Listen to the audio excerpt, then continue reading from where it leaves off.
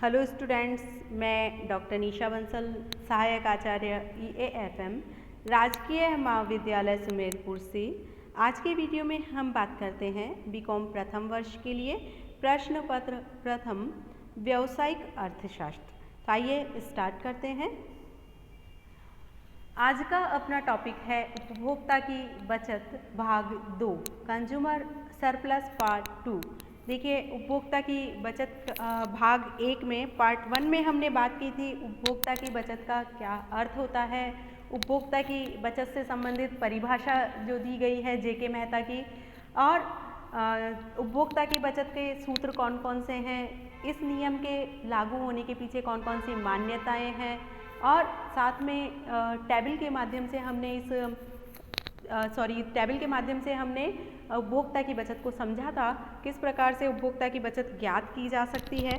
तो इस प्रकार से आज के वीडियो में हम बात करेंगे उपभोक्ता की बचत को मापने में क्या क्या कठिनाइयाँ आती है और उपभोक्ता की बचत का महत्व क्या है, तो इस बारे में हम बात करेंगे। तो आइए स्टार्ट करते हैं। उपभोक्ता की बचत को मापने में कठिनाइयाँ।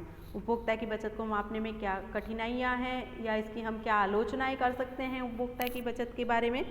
तो सबसे पहले हमारी जो आलोचना आती है वो है उपयोगिता अमापनीय होती है। Utility is not measurable. देखिए, हमने ये मान्यता मानी थी कि उपयोगिता को हम माप सकते हैं, मुद्रा के रूप में उपयोगिता का मापन किया जा सकता है, लेकिन वास्तविकता यह है कि उपयोगिता अमापनीय है। कारण क्या है इसके पीछे? क्योंकि उपयोगिता एक मनोवैज्ञानिक विचार है और इस मनोवैज्ञानिक विचार को हम मुद्रा रूपी पैमाने से नहीं माप सकते, और जब उपयोगिता का सही तरीके से माप नहीं किया जा सकता तो उपभोक्ता की बचत भी ज्ञात नहीं हो सकती। तो इस प्रकार से उपयोगिता को मापा नहीं जा सकता, ये इसकी एक सबसे बड़ी आलोचना है। जो हमने कहा था माप सकते हैं, वास्तविकता ये है कि उपयोगिता को मापा नहीं जा सकता है। नेक्स्ट इसकी आलोचना है मुद्रा की सीमांत उपयोगिता समान नहीं रहती। जो मुद्रा की सीमांत उपयोगिता हमने मानी थी कि हमेशा समान बनी रहेगी, चाहे मुद्रा की मात्रा कम हो या ज़्यादा हो, उसकी सीमांत उपयोगिता पर कोई प्रभाव नहीं पड़ेगा, वो सदैव स्थिर बनी रहेगी। लेकिन वास्तविकता ये है कि उपभोक्ता के पास जैसे जैसे किसी वस्तु की अधिक इकाइयाँ एक उपभोक्ता खरीदता जाएगा, वैसे वैसे उसके पास मुद्रा की मात्रा घटती जाती है, और जब मुद्रा की मात्रा घटती जाती है तो मुद्रा की सीमांत उपयोगिता में वृद्धि होती जाती है। ऐसी स्थिति में जब मुद्रा की सीमांत उपयोगिता स्थिर नहीं रहती है, समान नहीं रहती है, तो उपभोक्ता की बचत को मापना कठिन हो जाता है। ऐसी परिस्थिति में उपभोक्ता की बचत को मापा नहीं जा सकता है। तो इस प्रकार से इस आधार पर भी हम इसकी आलोचना कर सकते हैं। नेक्स्ट पॉइंट है उपभोक्ता की रुचि एवं पसंद में अंतर। अर्थात उपभोक्ता की रुचि और पसंद एक समान नहीं रहती। सभी उपभोक्ताओं की रुचि और पसंद एक समान नहीं रहती, उनमें परिवर्तन होता रहता है। एक उपभोक्ता किसी वस्तु के लिए, एक उपभोक्ता की जो इच्छा है किसी वस्तु के लिए दूसरे उपभोक्ता से अधिक हो सकती है, दूसरे उपभोक्ता की किसी वस्तु के लिए इच्छा एक उपभोक्ता से कम हो सकती है। तो ऐसी स्थिति में एक उपभोक्ता जिसकी किसी वस्तु के लिए इच्छा अधिक है, वह उस वस्तु का अधिक मूल्य देने के लिए तैयार होगा और उपभोक्ता की बचत भी अधिक प्राप्त होगी। तो इस प्रकार से जब उपभोक्ता की रुचि पसंद आदि स्थिर नहीं होती तो उसकी बचत को भी मापा नहीं जा सकता। अगला पॉइंट देखिए, उपभोक्ता की आर्थिक स्थिति में अंतर होता है। चूँकि अलग अलग उपभोक्ताओं की आय के स्तर में विभिन्नता होती है, अलग अलग आय प्राप्त होती है लोगों को, इसीलिए उपभोक्ता की बचत में भी विभिन्नता पाई जाती है।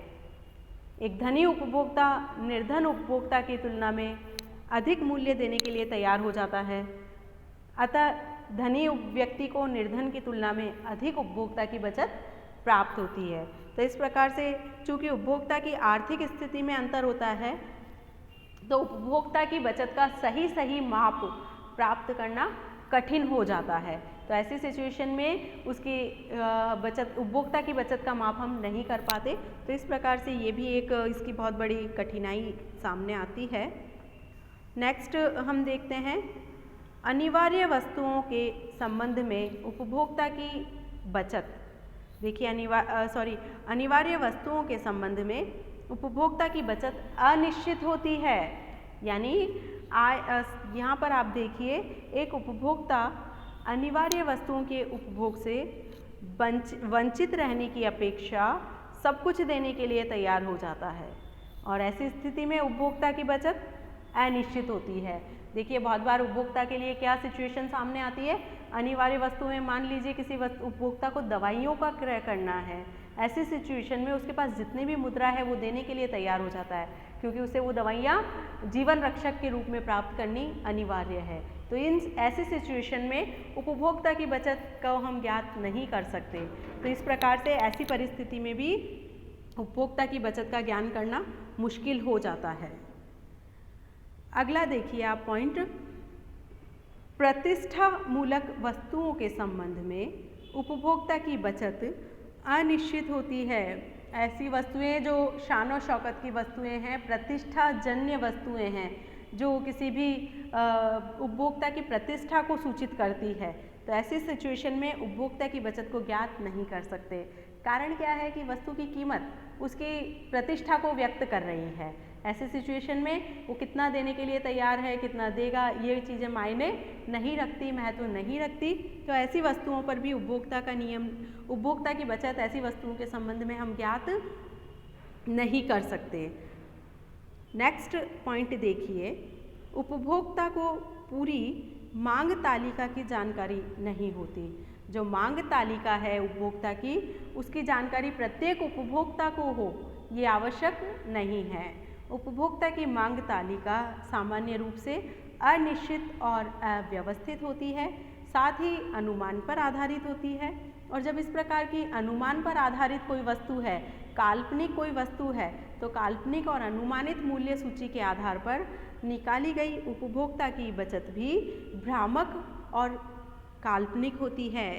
तो इस प्रकार से जब हम काल्पनिक आधार पर किसी वस्तु को किसी भी नियम को ज्ञात करते हैं तो वो नियम भी काल्पनिक ही होता है, भ्रामक ही होता है। तो इस प्रकार से ये भी एक बहुत बड़ी समस्या है, एक कठिनाई है जिसमें हम उपभोक्ता की बचत ज्ञात नहीं कर पाते। तो इस प्रकार से ये कुछ पॉइंट थे जो उपभोक्ता की बचत के अपवाद हैं जिन पर उपभोक्ता की बचत का नियम लागू नहीं होता। अगला अपना मेन पॉइंट है, उपभोक्ता की बचत का क्या महत्व है, इम्पोर्टेंस क्या है इसकी। तो आइए हम देखते हैं। पहला पॉइंट हमारा है, दो देशों की आर्थिक स्थिति की तुलना करने में सहायक। जब किसी भी दो देशों की आर्थिक स्थिति की तुलना करने की बात आती है तो ऐसी सिचुएशन में उपभोक्ता की बचत का महत्व वहाँ पर बढ़ जाता है। वह देश धनी देश माना जाएगा जिसमें उपभोक्ता की बचत अधिक होगी, और जिस देश में उपभोक्ता की बचत कम होती है तुलनात्मक रूप से वो देश निर्धन या कम धनी माना जाएगा। तो इस प्रकार से जब दो देशों की आर्थिक स्थिति की तुलना करनी हो तो उन देशों की उपभोक्ता की बचत को ज्ञात किया जाता है। अगला पॉइंट देखिए, दो क्षेत्रों की आर्थिक स्थिति की तुलना करने में सहायक। जब दो क्षेत्रों की आर्थिक स्थिति की तुलना करनी हो तब भी कंज्यूमर सरप्लस, उपभोक्ता की बचत का महत्व बढ़ जाता है। ऐसी परिस्थिति में भी उपभोक्ता की बचत को ध्यान में रखा जाएगा। जिस क्षेत्र की उपभोक्ता की बचत अधिक होगी वो क्षेत्र अपेक्षाकृत दूसरे क्षेत्र की अपेक्षा अधिक विकसित माना जाएगा, अधिक डेवलप माना जाएगा। तो इस प्रकार से दो क्षेत्रों की आर्थिक स्थिति की तुलना करने में भी उपभोक्ता की बचत अधिक महत्वपूर्ण होती है। नेक्स्ट पॉइंट है, एकाधिकारी मूल्य निर्धारण में सहायक। देखिए, एक एकाधिकारी का मुख्य उद्देश्य होता है लाभों को अधिकतम करना। अतः जिन वस्तुओं में उपभोक्ता की बचत अधिक होती है, एकाधिकारी उन वस्तुओं का मूल्य भी अधिक रखता है। उसे पता है कि इन वस्तुओं के लिए उपभोक्ता अधिक चुकाने के लिए तैयार है, तो उस सिचुएशन में उन वस्तुओं की कीमतों को वो बढ़ा देता है और उन वस्तुओं की कीमतों में वृद्धि करके उसके लाभों में वृद्धि कर सकता है। तो इस प्रकार से यहाँ पर एक समस्या ये भी है कि कीमतों में यदि वो वृद्धि कर देता है लेकिन मूल्यों को अधिक करते समय उसे ये ध्यान रखना पड़ता है कि वस्तु का मूल्य इतना अधिक नहीं हो जाए कि कंज्यूमर सरप्लस पूर्ण रूप से समाप्त हो जाए। यदि उपभोक्ता की बचत पूर्ण रूप से समाप्त होती है तो ऐसी परिस्थिति में उसके लाभों पर विपरीत प्रभाव पड़ने की संभावनाएं बनी रहती है। इसीलिए यहाँ पर वो ध्यान रखता है कि कंज्यूमर सरप्लस पूर्ण रूप से शून्य नहीं हो जाए, इस बात का वो मुख्य रूप से ध्यान रखता है। अगला पॉइंट देखिए, आर्थिक अनुदान देने के निर्णय में सहायक। सरकार जब किसी भी प्रकार का अनुदान देना चाहती है, सब्सिडी देना चाहती है, तो ऐसी सिचुएशन में ये निर्णय लेते समय उसे उपभोक्ता की बचत को ध्यान रखना आवश्यक है।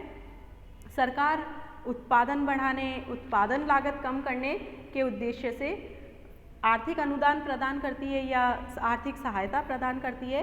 इसका परिणाम होता है कि उत्पादन में वृद्धि होती है, और जब उत्पादन में वृद्धि होने लगती है, उत्पादन बड़े पैमाने पर किया जाता है, तो वस्तुओं के मूल्य में कमी आती है, वस्तुओं की लागतों में कमी आती है, लागत में कमी आने से मूल्य भी कम होने लगते हैं। और इस प्रकार से कंज्यूमर सरप्लस जो होता है, उपभोक्ता की बचत जो है वो आर्थिक सहायता की तुलना में अधिक महत्वपूर्ण है। ऐसे उद्योगों को आर्थिक सहायता देना लाभप्रद है। यदि उपभोक्ता की बचत में वृद्धि होती है तो यदि आर्थिक सहायता के परिणाम स्वरूप उपभोक्ता की बचत में वृद्धि होती है तो ऐसे उद्योगों को सरकार अधिक से अधिक आर्थिक सहायता प्रदान करती है।